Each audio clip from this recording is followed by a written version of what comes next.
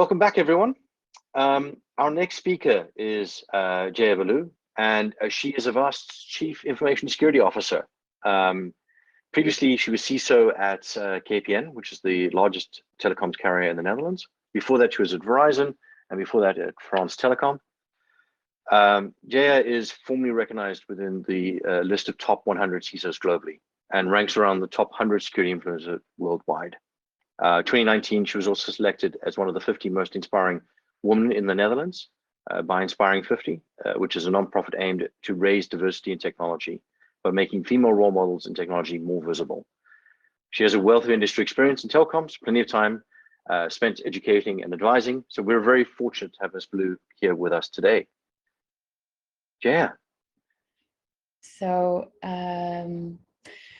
I'm just gonna, I warned Grant actually that I am just gonna go a little bit all over the place and kind of do the full keynote experience by letting you know what I think, what I'm afraid of, and we're gonna zoom in and zoom out and talk about all the things. And I wanted to have like this top 20 list for you for the OWASP top 10, but I don't know if we'll get just there. I think it's kind of clear now that we know stuff is breaking, and we know if you would talk to any CISO. I saw the most wonderful thing on Twitter the other day where there was someone working in security that was singing a sort of lamentation song from Les Mis about everything that's wrong to her CEO to try to get budget. And of course, she wasn't getting it. So even though we know what's breaking, we're not really great at getting our comms sorted in order to be able to fix the problem. And that really points out to the fact that we have this Cassandra complex. So some of you may know who Cassandra is. She was a figure in mythology that basically all kinds of horrible crap happened to her. But Cassandra knew the past, but also was cursed in that she could predict the future, but nobody believed her.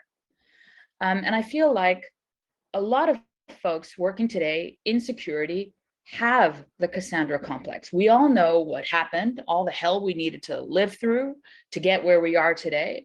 And we also kind of have an inkling about what's kind of coming up on the horizon the next couple of years if we don't change. But it's not really like people take everything that we're saying at face value and then implement the changes that we keep claiming that need to be made in order to fix the problem.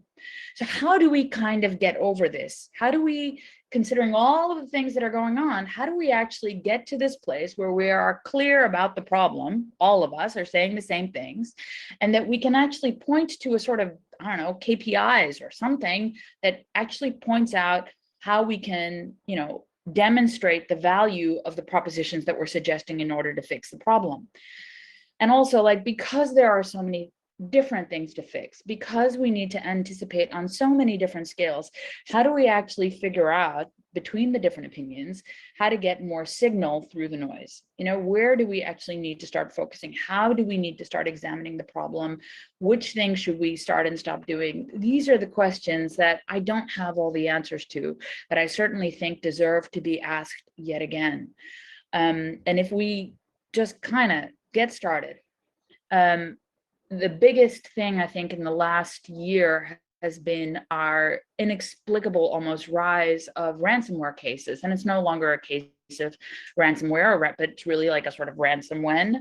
And it seems like, there's not enough happening where we're still using insecure passwords, old vulnerabilities all over the place, no MFA, all kinds of things that we also here kind of know better how to do it, but we see that we're not evolving quickly enough to be able to implement those things that we already know about, and criminals are way better than the defenders in terms of adapting their stuff, and actually they're iterating their own maturity levels, and we at Avast are seeing these criminals get more and more and more professional. They have call centers, they have, they're selling their stuff as services, they have infrastructure as a service, they're providing entire networks that they manage efficiently, behind multiple kind of proxies in order to get this all working at scale. And then they are like really, they're no longer trying to just make money by mining for the gold, but they figured out it's about the shovels and the wagons. So providing this stuff as a service means that you're lowering the complexity, of course, for any attacker to kind of gain entry into the game, but we've increased the complexity for the defenders to be able to find out what the hell is going on in their network, because they have evolved so organically and orgasmically. And we see the kind of collateral damage from these types of attacks just also exponentially increasing. I'm not sure how many of you are fully familiar with the project like No More Ransom, which was started by the Dutch police together with Europol and two competitors, Kaspersky and McAfee, not just our competitors, but competitors to each other, obviously, who decided, we need to work together if we really want to look at how do we solve the problems. And we're very happy to be part of this ourselves, but where you actually go there first to look for decryption keys, or if you have a decryption key, in another case, that you go and give it to No More Ransom. These are the types of solutions that would inevitably help us figure out how to delay that incredibly complex obstacle of trying to fix all of our things endemically, inherently, to not have some of those insecure practices continue. We also need to take a deep breath and calm down, because a lot of this is also leading to an increase in geopolitical tensions because of the impact of some of these attacks, because of the nation state actors that are either behind it, or like Kim Jong, who's made an estimated about $2 billion just by doing ransomware campaigns. This is according to a UN report. I mean, there's a clear nation states who are engaging in the ransomware and blurring the lines between cyber criminals and state actors. But there's also nation states, of course, like Russia, that is actually just contributing code to ransomware operations and harboring these criminals in order to allow this stuff to happen. So all of these things make us kind of anticipate a global response, where in actually reality, what we really need is de-escalation and cooperation. And going back to that global problem, we're not making it easy on ourselves either. We keep breaking stuff. And the things that we keep breaking are the kinds of collective security mechanisms that we've been trying to get globally in terms of protection for both security and privacy. So when you see states that cast a very long shadow across the internet in terms of their policy setting, the fact that there's an Australian act that will allow authorities not just to be able to attack when necessary to do targeted operations, but also force cooperation of tech companies to do so many additional things. These are things that I think we really need to kind of figure out how we nip them in the bud. The same thing, the idea that we would create splinter nets or separate economies where you have a sort of national code base, if you will, that doesn't intermingle with anything that's foreign, because you're worried about some sort of globally initiated supply chain attacks. We're setting up our own barriers to success by doing this. So I really think that we need to think about how do we figure out what is actually equitable for a longer period of time, and make sure that even though we see these global developments, that we think locally about how to ensure that they're not happening in our own backyard, and then try to influence those global conditions by moving every time from a local, regional to global perspective on a lot of these things, because they're really very technical in nature. One example, when the COVID pandemic hit, we saw an exponential rise in spyware and stalkerware. And, it's hard to figure out who the heck is really behind it. Are these just small commercial companies, or are we talking about total state actors? All we are seeing is the permissions that are asked by different pieces of software on our user base. And when you take a look, it's really, really difficult to kind of differentiate what the heck is happening, why is it happening now, and what's different than before. And one of the worrisome trends that we see is that there's a sort of comparison between this line and the increase in domestic violence cases, because we see that this kind of stuff, when it's used at a more individual level, is really coupled with this type of local abuse issue. And when you take a look at it at a larger level and you zoom out again, you see that this type of excessive permissioning is also used by like COVID tracing apps, which were really like the Iranian corona tracing app, which was actually for us quite a shock because it was a state-oriented program that pretty much to just track their citizens. So also here, you know, we need to really think about how on earth are we, from an OS perspective, from a mobile device perspective, thinking about which permissions we would consider excessive, and then categorically ban them, this kind of spyware, from the app stores. And we really need to kind of think about, is this okay at a global scale, starting at a local and national scale? We also saw, of course, and I'm sure that in the security community, there's been an exhaustive amount of attention paid to this, but you know, I don't say this lightly, that we should stop things. I'm not a big fan of censorship, but I do think that stamping out evil and not looking the other way is part of what we should be doing as a security community. And when we see that there are campaigns running to target from oppressive regimes, other countries, other nation states, and that they very often have this spillover effect to regular individuals and businesses and people who are journalists or from an opposition party, that this is not something that we should be allowing free rein for. And we really need to think about how many of these types of tools would we actually need from any legitimate perspective.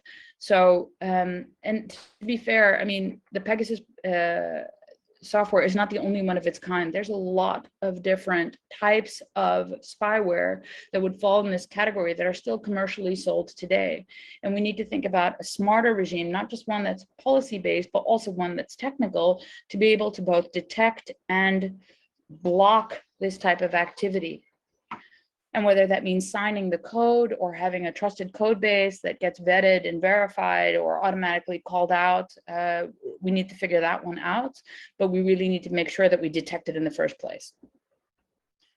What you also see is that our need for data isn't going anywhere, and that everybody in any company that has ever claimed that data is the new oil has to reckon with the fact that if that's the case, then data breaches are the new oil spill. They're messy, they're incredibly hard to clean up, and the long-term effects of these data breaches is not something that I think is still as yet fully understood, just because users don't always know contextually where exactly that password user combination was breached, because they're not using unique password username combinations, that they don't necessarily always, even if they are subscribed to a Have I Been Pwned, then ubiquitously change everything that may have been compromised with that compromised set of credentials. And they're not very good actually in making sure that there's that notice that's given to users is always properly understood and then mitigated after that data breach has been exposed. So really, this kind of cleanup is something that's going to haunt us in the industry and with our user base for a very long time. And I suppose that it's part of the entire trauma of the types of attacks that we're facing, that cleaning up and recovering from them is incredibly difficult. I also think that we don't always understand how very large, complex scale attacks start from very humble origins. Let's take SolarWinds. Part of the worry that we had is, yes, we have a backdoored software application that's used by a very large population, and that backdoored complex attack that was engineered by Russia, that was, well, attribution is a shit show, but we assume it's engineered by Russia, that was a foundational problem that was so complex that it was not easily solved. But that's not true. And we saw after subsequent analysis that there wasn't just, for the companies that were actually impacted by this, there wasn't just use of the backdoor, but there were also here, again, praying of passwords, guessing passwords. There were also easy mitigation mechanisms that could have prevented anyone who did have the backdoor software from actually executing any kind of evil, because even if you got the update, you didn't have to have that server communicating back out to the internet. So if you had appropriate firewall rules, you could have prevented that from happening as well. So really here, it's thinking again about the basics. How are we protecting our networks from a very foundational segmentation, hardening, and updating perspective, and making sure that we have, secure credentials and good authentication practice and the usual stuff. So we really need to figure out, why is it that these advanced attacks are starting from these humble origins, and how do we get better at fixing that? Well, there was this great saying, I think it was, I'm not sure, I think it was at the Bush election campaign. This is an age test, but it was, it's the economy, stupid. And it's always about the economy, just like it's always been about the supply chain. And really, it's always been about supply chain interdependency. The fact that we're looking extensively at supply chain attacks now is good, but the problem's been there for a really long time, and we've been warning about it for a really long time. Bottom line is, we all use the same stuff all over the world. It's not a great reason, though, to try to make your own thing, just like it's not a great idea to cook your own crypto because you're afraid that everybody's using the same crypto. Some things are better with the Kerckhoff principle, that you think that it's out there and it's better to get attacked, and that you know about the vulnerabilities, and you make an iterative improvement every time. But when it comes to the supply chain stuff, we have been seeing supply chain attacks. What we need to understand is a better lay of the land, if you will, in terms of what is the different code bases. I have to think back to an anecdote. I was CISO at KPN when we had Heartbleed. And our biggest problem when Heartbleed happened was actually being able to identify in which vendor products the insecure cell libraries were actually located. We didn't know. And when we called the vendors, they didn't know. So we weren't sure whether we could keep our VPNs up and running, because our vendors didn't know of the products that we were creating the VPN service out of, didn't know whether they were susceptible to Heartbleed. Now, it took I think it was a 24-hour iteration before we managed to figure that out ourselves, without their help, and another 48 hours before we had a patch. But still, this is stuff that, if you make something, you need to know what you put in there in order to understand if a vulnerability has impact on your product. Because if you don't do that as a creator of something, there is no way down the food chain that somebody else will be able to figure that out, because everyone is part of someone else's supply chain, upstream or downstream. So we need to do a better job of the part of that supply chain that we control, either as a hardware vendor or a software vendor or a creator of a service. We really need to understand that, because if we don't do that, we can't work on the bigger problem of supply chain interdependencies. And this is a huge problem when it comes to critical infrastructure. So if you are a critical infrastructure provider, what you want to kind of know is within your sector that you're not all relying on that same tiny component in every single piece of architecture. Because if you are, chances are high that you get one, you actually have some sort of nationally disruptive scenario, and then all hell breaks loose, and then you've got regulators dictating which software and hardware you're going to use. So in order to avoid more drama, we need to figure out what the hell is happening on supply chain. How is it constructed within our sector? And how do we have a better understanding of underlying software components? And here, I'm a big fan of open source, but here, as well as in proprietary, it comes down to the same foundational basics. You need to understand what it is you're putting in your networks. Just like you would want to understand if you put an ingredients list of weird stuff in your body, you really need to do this better. So For that effort, I want to already say thank you, Alan Friedman, who moved over from NTIA to CISA, and you saw a cybersecurity SBOM that's going to be started. I think it's super important that we actually make a software bill of materials for those products that we are super reliant on, especially when it comes to the really important stuff, especially when it comes to critical infrastructure providers, or folks that are reliant on them, or folks that are providing to them. You need to be able to do this in order to have any like long-term future of supply chain assurance. And everything else is kind of meaningless unless we understand the foundational ingredients. And let me be honest, we're nowhere near getting to a place where we're going to say that we're done soon. We're still trying to figure out naming conventions. How do we identify these components? So we're still kind of at the beginning. This is a good thing because we can also then now determine how we actually get it right. The bigger the community that starts off trying to think about these problems, the greater the chance that that outcome will succeed. So heterogeneity now is good. Let's make sure we keep that up. And that, I guess it's going to mean that what we're going to see, because we're doing it in this fashion, is that it's going to be an evolution, not a revolution.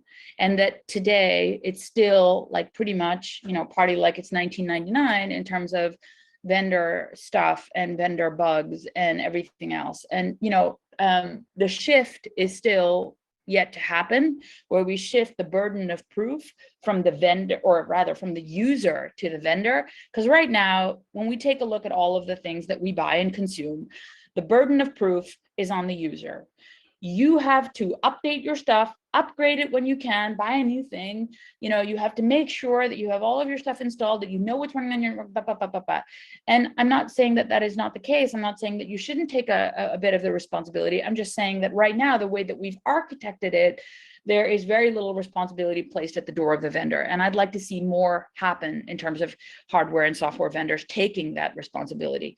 I'm a software vendor CISO myself, and I really believe that that responsibility should be borne at the origin of the problem rather than at the last mile of who you sell it to. And I think we also need to figure out that this is not a problem that's going away anytime soon, because you know, all of this stuff is going to be based on this idea that all of this software and hardware is going to require more and more user interaction, more and more telemetry gathering. And that's going to happen to all of the products in our home. It's going to happen to the things in our workplace. This is the evolution, and it will not be possible to turn this, you know, back or put the genie back in the bottle. So we really need to figure out, if this is a shift to the vendor, how do we protect all of that user data that is going to be gathered from all of these disparate places and communicate with each other? How do we figure this out and make sure that the current legislation, which favors the strong, which favors the vendor, actually is also capable of, in the future, favoring current population of the vulnerable, the users? And, you know, like the vulnerable are not just every user, but what we see also at OWASP is that the older the user is, that the more disenfranchised and afraid they feel of using all of this technology, whether it's software or hardware or whatever. They're more worried about using the internet, about, you know, their machines, everything. And that this is getting worse every year that we've done our study. There is a call, of course, in Europe to try to get longer lifetime of support for both software and hardware. Germany is asking, you know, telephone manufacturers to go a full 7 years of giving security updates and also parts for mobile equipment, but this has yet to be adopted because the EU is not asking for 7 years as of yet. And, you know, it needs to compile through the rest of this ecosystem, if you will, in order for it to really have impact. So a couple of things in the mix without making the others also follow suit doesn't really mean change for that vulnerable population. So the legislation needs to think about the weak as we go down the line. Indications are good, but, you know, lobbies are strong. And if we really want to see the change, I hope that the community can help make a positive difference here. Okay, I'm talking to you about stuff that you guys think are kind of, you know, bread and butter. We know about this stuff, but I'm worried about stuff that we kind of see hitting us, but that we don't want to fully acknowledge because it's not kind of urgent and bleeding and like guts all over the place. And that's something that I think we're not that great at doing in our industry, but also on our planet. We need to be able to better prioritize important things before they become urgent, bleeding, coronary heart patients on the table. And one of those things is preparing for the eventual arrival of a quantum computer. So I see things happening. I work in this project called the European Flagship. I'm the vice chair, and I see developments happening that make me realize that, that time is getting closer and closer. That window is shortening rather rapidly in terms of what we need to do to get ourselves prepped. And part of that is, trying to figure out how we come together. But the other half of that is just pure awareness, just everybody understanding what the problem is. So let me just do a little bit of that, explaining what the problem is. All of our current cryptography relies now on two difficult math problems. That is integer factorization and discrete log. Integer factorization, if you'll remember from high school, is basically taking a large number and then separating it to its individual component parts. It's hard to do. It's basically reversing a one-way function. A one-way function is something that's easy to do in one direction, but difficult to do in the other. So if I asked you what is 32 times 27, you might say, oh, it's 864. But if I give you 864, it's not always easy to say the factors of 864 that led you to get there are 32 and 27, which is also comprised of 4, 8, 3, and 9, which is also comprised of. And so to list all these individual factors is harder to get than just the simple multiplication that led you there in the first place.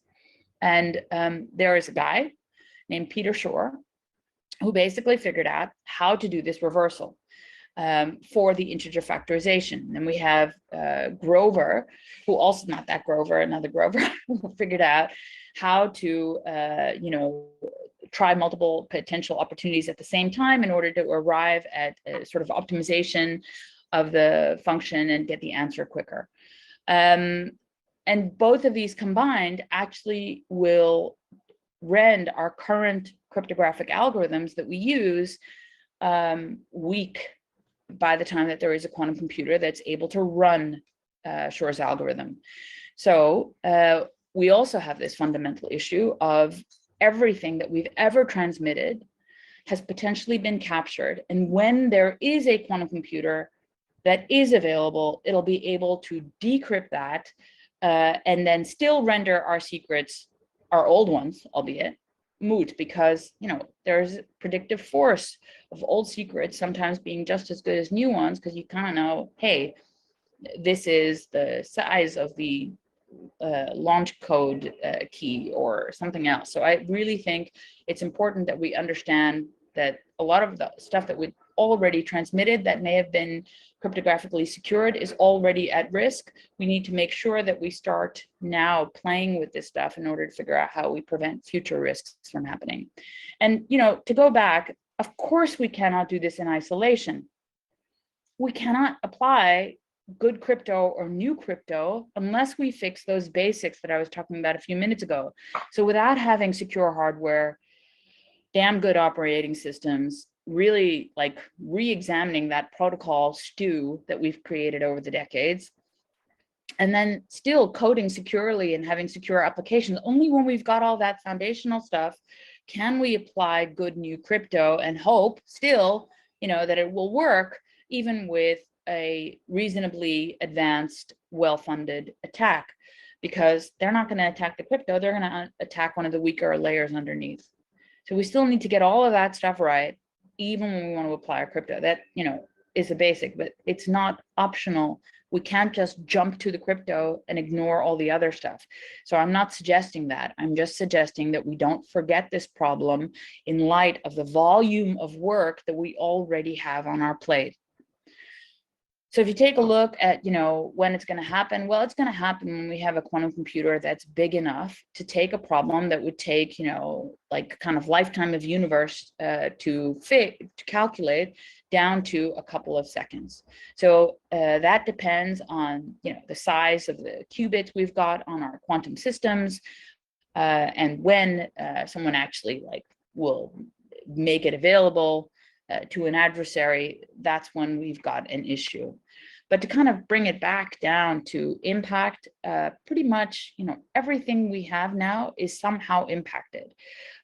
We have things like RSA that are just no longer secure, and we've got a real problem. But we also know that, even things like AES, that you still need to have a larger key size. You need to use the full 256 bits if you want to do this. And there still may be some issues with key exchange. So you still will have to think about additional factors, even when using AES. And in order to figure out, well, how bad is it? I always like to say, and this is not the first time I'm saying this, but I'm saying this because I think I need to say this as often as possible, that we need to first figure out how long do we need to keep our cryptography secure. If we have a requirement to keep something safe and secure for a decade or two, well, we already have a problem. Because we think that it's going to take about a decade before we have a viable quantum computer that breaks our secrets. Now think about some of the genetic data that we have. Think about some of the health data we have. If we just say health data we want to protect for the lifetime of the persons whose health data it is, we already don't know how to do that. And if you think about how we then need to transition, we're not great at transitioning to new algorithms or new quantum safe systems, because take the example of protocols that we know that we need. We ran out of IPv4 addresses a long time ago. I don't see us all using IPv6. It's gonna take a while. We're not good at change, especially not globally. I mean, we also know about mobile algorithms that are still completely broken and can have real-time decryption over the air. And even those things we don't change all over the planet. So we gotta kind of work now in order to be ready, even if the quantum computer is available to an adversary just before it's ubiquitously available. We kind of have to start now. So it would make sense for all of us to kind of take this seriously. So what do we need to do? We need to kind of look at, first and foremost, NSA had the Suite B advice for everyone who is delivering to the government of increasing the key length of your current crypto. This is not too hard. We should all be able to do this. We should be able to look at what's the crypto we use and increase the key length. The second thing is, there's all different types of technologies. One of them is called quantum key distribution. It's not something that can be used everywhere because it's got a lot of limitations. And I'll explain those in a minute. And then thirdly, look at those new set of algorithms that are also going to be standardized by NIST in the not too near future, or in the near future, I should say. And if we take a look at what the hell is this QKD thing, well, it's really kind of simple. Alice wants to talk to Bob. They're our friends. We know Alice and Bob. And what they basically do is they have a sort of fiber optic channel in between them, and they relay some key material, actually already, well, not really key material, but some configuration material over a public classic authenticated channel. And then they can submit their key material over this secure quantum channel and prevent Eve, the eavesdropper, from listening in, because the attempt of Eve to try to figure out what's happening there would actually disrupt that quantum channel in the first place. Eve would cause the noise to kind of break the signal. So how that really works is basically a set of polarizers, and the configuration of the polarizer is which Alice tells to Bob. So Alice says, hey, I'm going to set up my polarizers a certain way so that when a single particle of light, a single photon emitter, goes through it, it will go through those polarizers because I configured them correctly. If you configure them correctly, you'll also receive that photon in the right way. So Alice then, sets this up, tells Bob about it, and then Alice and Bob have a secure communications channel. That's all QKD here is establishing. There are limitations because this is all happening over fiber. Fiber has distance limitations. So this is not great for the scale of the internet. In order for this to work, you need something called MDI QKD, which is basically something that will extend the distance of the QKD solution by having a trusted node in between Alice and Bob. There's also potential for creating repeaters between this distance limitation in order to have this kind of bounced all over the place. Where the ultimate goal here, regardless of how you get there, whether this is all fiber connections or there might be some space-based nodes or quantum repeaters or other trusted nodes or using quantum memory, regardless of how we get there, this idea is to have this new foundational layer, which is not to be confused with the classical internet, but a sort of quantum internet, a sort of transmission layer, which can be used to have a secure network architecture. Again, this does not replace the internet. It is a layer. So I just want to be very clear about that. And a lot of this will also be used to connect quantum computers to each other. So it'll be fully quantum end to end. And again, we're not all getting quantum computers as your new workstation. So this has very specific scientific applications that are going to expand once the use cases do.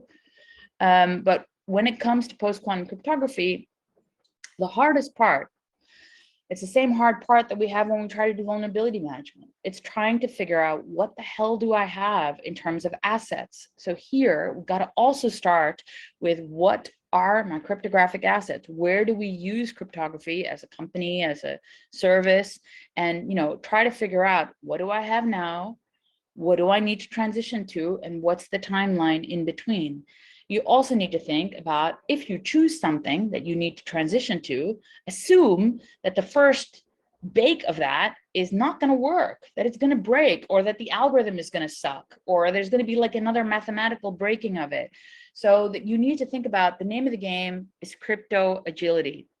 We like agile for lots of reasons, but pretty much because it's got a Darwinistic approach that only those that can change will survive. And that's definitely true here. So if you look for crypto agility and opportunities to do that, then you can say that even when there's a side channel attack, an incorrect vendor implementation, a weak algorithm that's proven to be weak, you will be able to swap it for something else that will still work. And make sure now that you're already thinking about that, policy framework that you want to have for innovation areas where you're going to need strong cryptography in the future. And already now, make sure that that supply chain has got your back by engaging with those software and hardware vendors, and put it in your supplier security annex. Try it out and start failing and screwing it all up earlier. I'll let the police car drown me out. What I also should tell you is there's a whole bunch of applications that are already, creating applications for all of this quantum stuff. If you want to try it out, there's a whole bunch of online resources for you from major companies like IBM and Microsoft. There's all stuff that allows you access now. A lot of it is based on Python. So in terms of a coding perspective, it should totally be doable. And there's different applications of your expertise that will let you build things for secure communications, which we just talked about, or even different applications like quantum sensors, or working on quantum computing applications on the IBM quantum cloud machine. So there's a lot of stuff to play with. I just would like to encourage you all to get your feet wet and play, because it will make a difference. So zooming back out a bit, when I tell you about all of this stuff and all of the work that we still have to do, I think there is something that is pretty clear. We are just a little bit broken across our space from where we started, like building our networks and our systems originally. But I really like this thing that I saw the first time in Japan called kintsugi. And it's this idea that broken things have a certain amount of beauty and they can be fixed, sometimes better than they were before. So it's an opportunity to be optimistic and not pessimistic about all of the stuff that we still have to do. So if we apply this like kintsugi principle, then I think that opportunity means that, like, we look at it and zoom out again, there's three things that we all kind of need to do. First thing that we need to do is agree on what is it that we need to fix. Also within a company. So every company on earth kinds of needs these three things. They need to understand what the hell is the problem and how do I fix it, and specifically look at themselves as a company, and then also look at the roles of the people that are in that company and think about an approach to security that includes that individuality of the company and of the roles, and really has a sort of custom tailored approach for examining security from that perspective. If we did that, then we need to be able to see how it's going with visibility and risk intelligence. We need to be able to see all of the stuff. You know, everyone who's ever dealt with an incident will tell you, God, I wish I had those logs, or I wish I could see that part of the network, or how come I didn't install that in my cloud instance and I do have on my on-prem stuff. So visibility is super important, but even more important than just being able to see all the things is to be able to make a choice about what's important. And right now, very often, we tend to drown in a lot of noise and a lot of data in our SIEMs and our SOCs. It's a bit of a mess. So really making appropriate distinction, and MITRE ATT&CK is a great place to start for all of that stuff, and then writing custom detections based on MITRE, awesome sauce.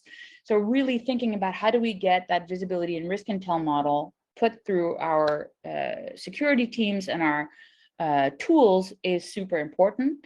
And then finally, if we've got that, if we know what we need to fix from like a human perspective and organization perspective, and we know how it's going from a sort of visibility perspective and a risk perspective, then we need to be able to act. And that means investing in the entire bloody company, not just a couple of security folk, but investing in the entire company, that they have the appropriate security capabilities in place.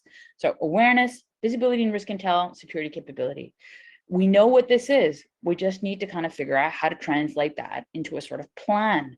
And, I love that saying, those who fail to plan to fail. So I try to make a strategy plan for like 3 years and then kind of wheedle it down every year. So we got these three things, right? So we know what's up and what's broken and what we need to do. We know what's going on, and we can anticipate that globally. Then we can have plans for 3 years to kind of fix stuff. Woohoo!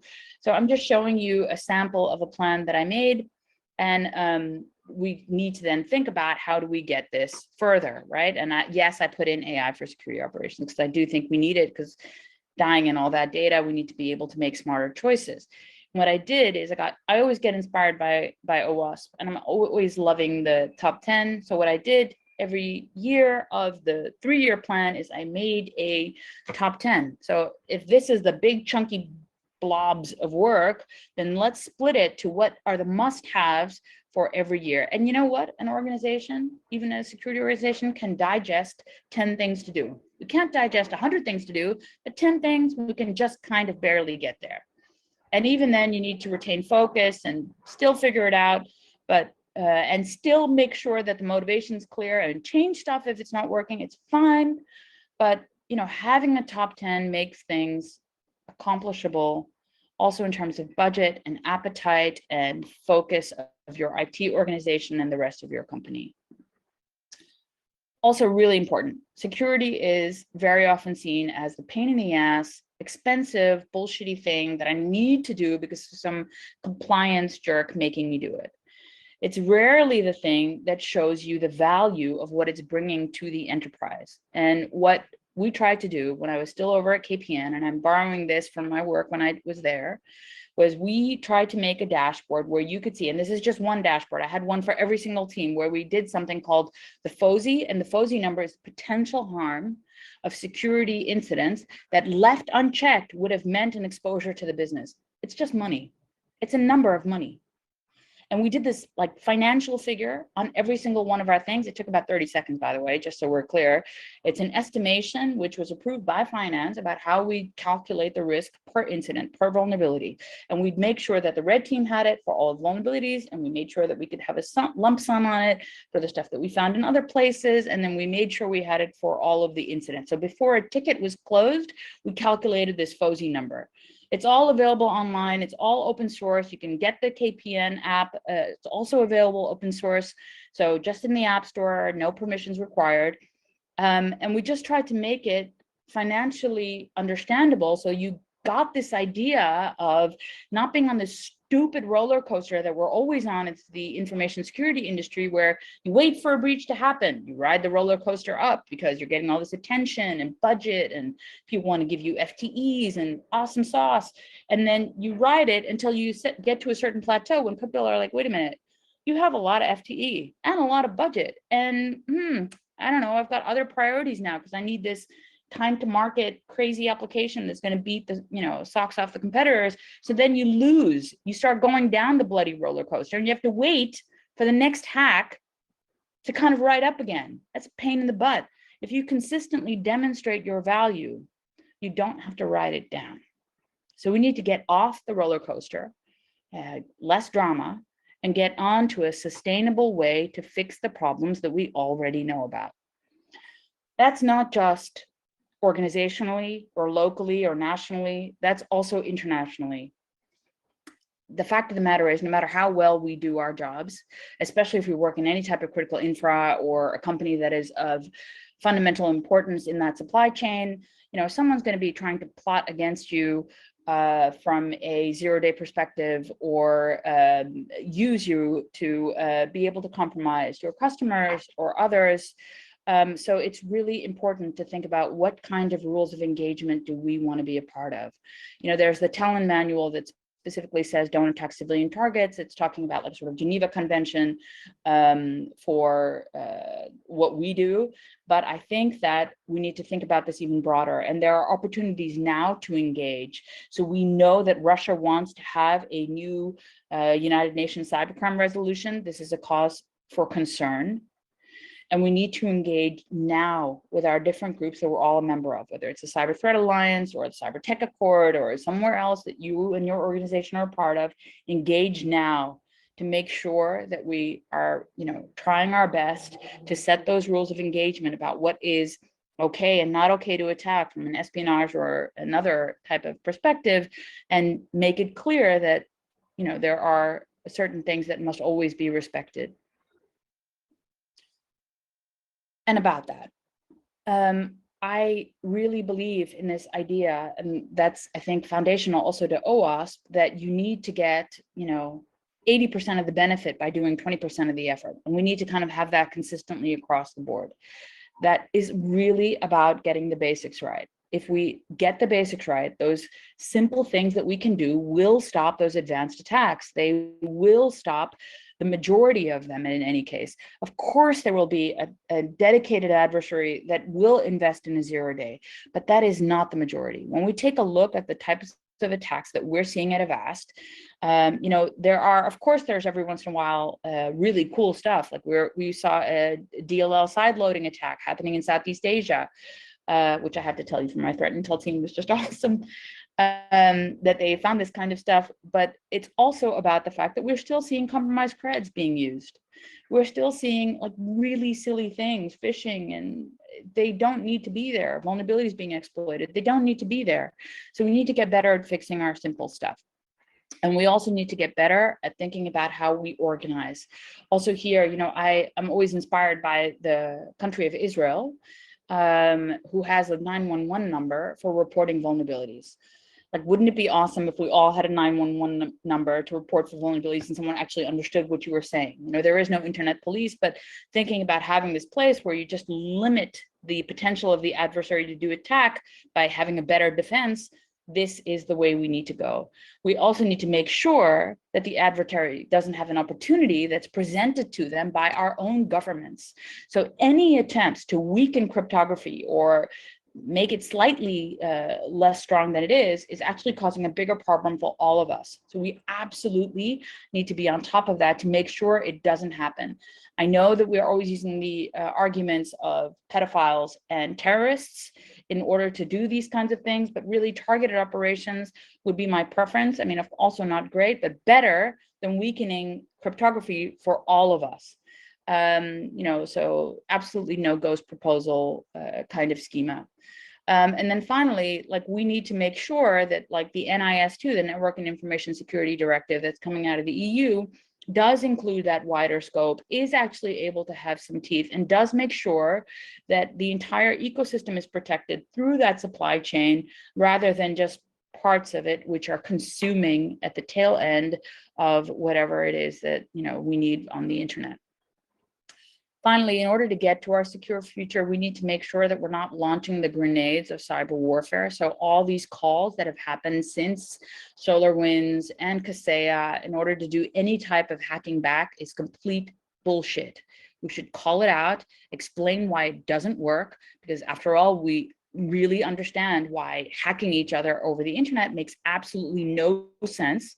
And we should not allow these kinds of regimes to be supported by our own governments.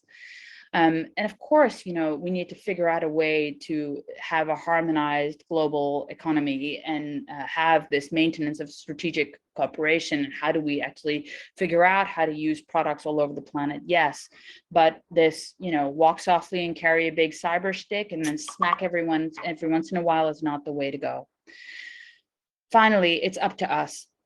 So I'd like you to take whichever part you can play and play it. Thank you.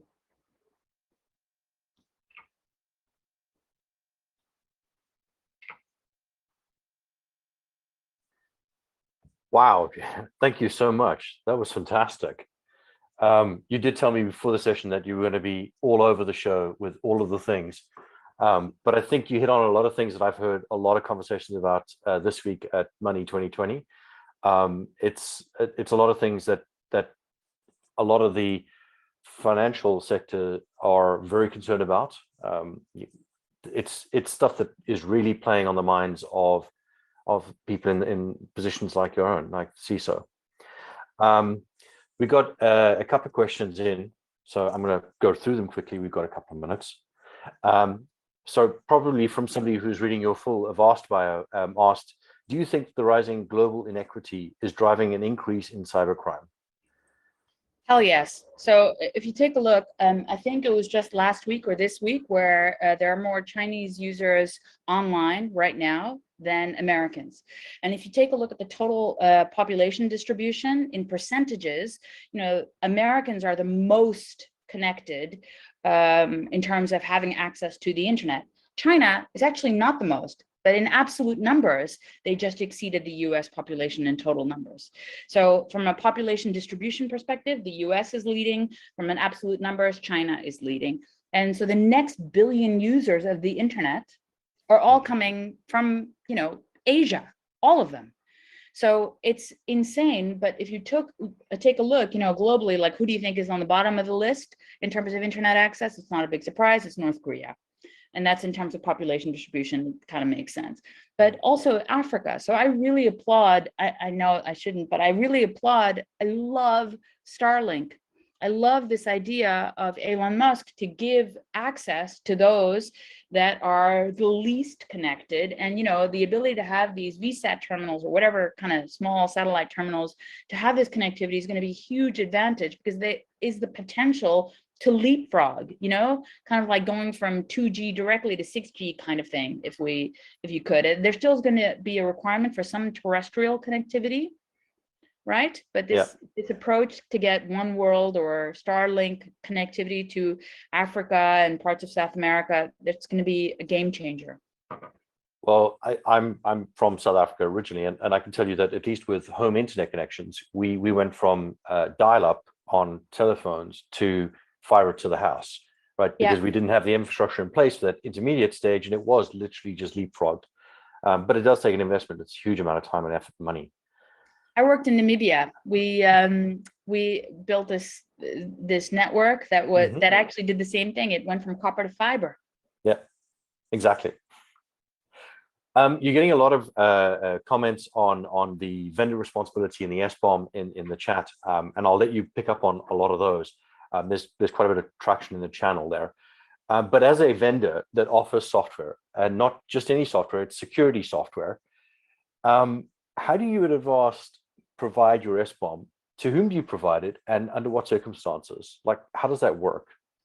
Yeah, these are really good questions, and I actually don't have the answers to all of them. So I think that this is the kind of work that we need to start doing. And we're at the phase where we're still trying to define, how do you name the components in your SBOM? Just the naming convention. So how do we determine what the names are. So I think we're really early days in terms of understanding the full process of who we provide it to. I do think, though, that there's a foundational aspect that if your customer is a consumer, and that's the deal, like Avast is providing a consumer service. So if your customer is the consumer, just like the early days of when we had like privacy policies online, they were indecipherable. No one could read anyone's privacy policy. So you need to take your SBOM, it still needs to be there and it's a full content, but you need to make it understandable what type of risk it poses to users, specifically when you have known vulnerabilities in components. What's the point of SBOM, right? It's only so that you know when shit hits fan, which part of shit you are responsible for. Well, so I didn't know whether I should bring it up or not, but I'm going to anyway. There are a lot of companies now, security software companies, AppSec software companies that will provide SBOMs out of their tooling. And I'm going to mention Contrast here because Jeff has been pushing for the food label SBOM forever. It's becoming a thing that a lot more people are talking about. It's much more understandable. It's easy to read. It is easier to consume. It possibly doesn't have the depth of data that the FDA was asking for, but we'll get there down the line, right? Yeah, I think you need both, Grant. Let me be clear. I don't think it's optional. I think you need both, and I think this is about your ability to consume. Exactly. So it's not about either or. It's about both. Absolutely. And of course, there is Cyclone DX, which is an OWASP project. You should take a look at that if you're still new to working on SBOMs. Take a look at what they're doing and how their tool provides options. So maybe it'll help it. Naming things is one of the hard things to do in development. So we understand that that's the problem. I just want to do one quick call out because I know you're going to forget. I'm so loving this project that you've worked on, Cornucopia. I just want to thank you for working on it because I think it's awesome sauce. I cannot wait to get everyone to play. So thank you. Cool. And I'll tell Toby that you're liking it. And we'll thank you so much. And with that, I think we hand back to the organizers. Thank you so much. We really appreciate your time. And please do take a look in the channel. There will be more questions. I'm sure there are lots of people that want to talk to you about what you're. Thank you so much. It was an honor. It was an honor. Thank you.